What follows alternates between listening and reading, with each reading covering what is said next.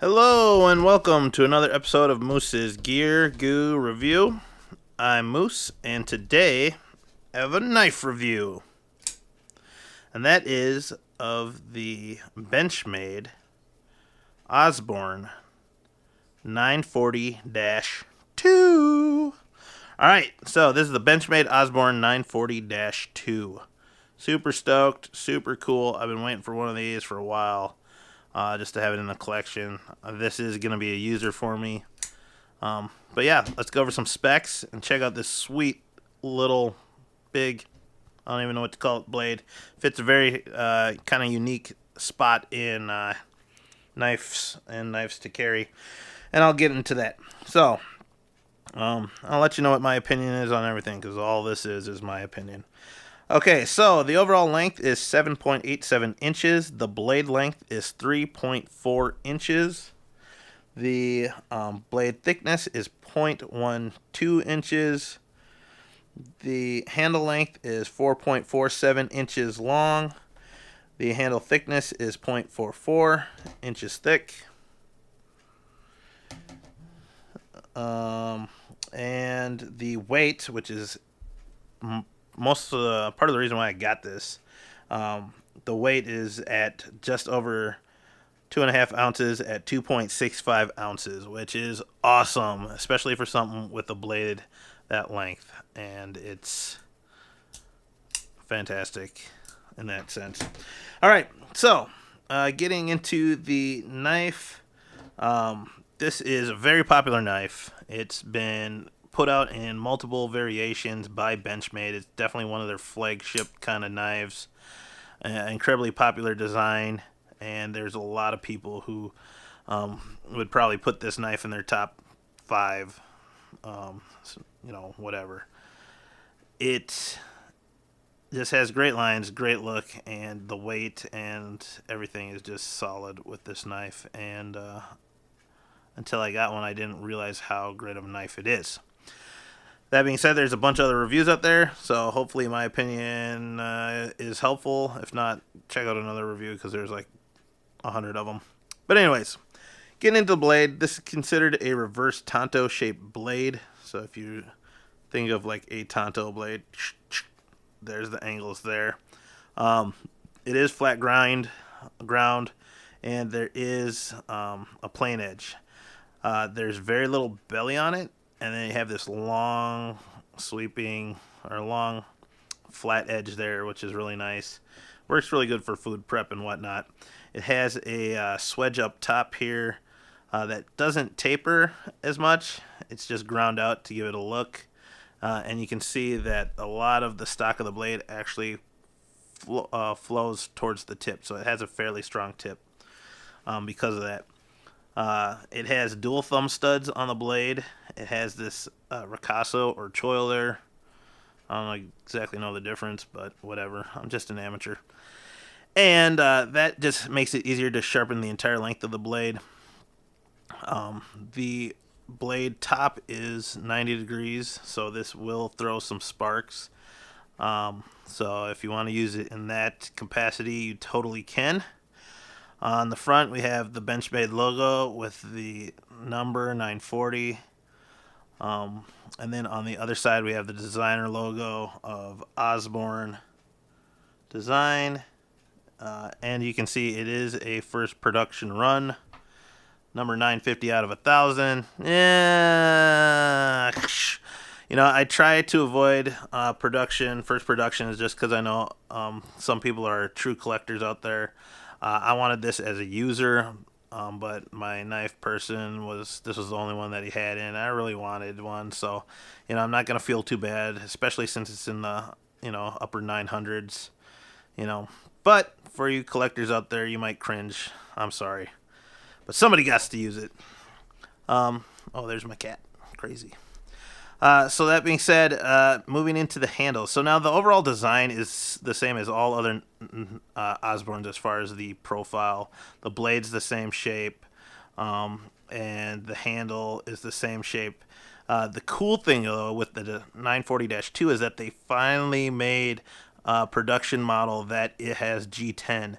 So it's not an exclusive to Knife Center, because I know they had one that was exclusive to them with a blue and black G10, which is really awesome, and an upgraded steel as well. So if you're looking for something a little different, check that one out. And my buddy, I think it's something Knife Life. I'm sorry for butchering your YouTube channel, but I do enjoy your channel. You're going to be doing a review on that knife soon. Definitely check that out. I think it's JT's Knife Life. And if not, I'll put a link to his channel below. But they have that variation of it. This one I liked mostly because it's G10 now, instead of the typical aluminum handle scales. And then it has green backspacers, these lime green chrome backspacers that just pop. And it's flow through construction, which is great because then it's just easier to clean, and it reduces the spacing and weight that might be taken up by filling up that space. You know, and I like that Benchmade is using those chrome backspacers just to give their knives a little flair. But I have to say I like the green and black. Super cool. All right, so that being said, G10. Now they do have a carbon fiber model of this, and it's extremely light. And then as far as like weights, this would sit in between the aluminum handle scaled one and the carbon fiber one. So it's not the absolute lightest, but it's the lightest for the price. And because it's G10, the price actually drops. So you can find it out online from anywhere from like 160 to 180. So we'll just say 170 bucks. I know Blade HQ has them for about $170. So it's cheaper. It's a little bit easier to get your hands on one of these sweet blades. The other thing is they have different variations on the blade itself, as far as satin or a black coated blade, I think, or they have a satin with serrations or a black coated with serrations. And if I'm wrong, somebody comment below and correct me on that. So the cool thing with the G10, it has the overall shape. I like how it's like chamfered around the edge here and just trails off there. The G10's a little bit softer on the hands, and there isn't much texturing to it, and obviously it's worn out a little bit by the axis lock, which is a ambidextrous lock, by the way. But it has some small dimples kind of tapped into the G10 to give it a little bit of texture, but it's for the most part a little bit slick. There is some jimping back here. I guess if you want to hold it in a reverse grip, you can for whatever reason. And then the liners actually show through, and you have some jimping there and underneath, which is subtle. I think it could be a little bit stronger. I think mine are just worn down a little bit. I did get this used, so. But the liners itself are recessed into the G10, and it's about 3/4 of the way through the handle, reducing the weight. Then this version has a black parkerized clip. I don't know if this is standard. I think it is. If not, I know there's different clips you can get from Benchmade for it. So you can kind of pick your poison on what you want with that. But I don't know for sure if this one comes standard or not, because I got it used.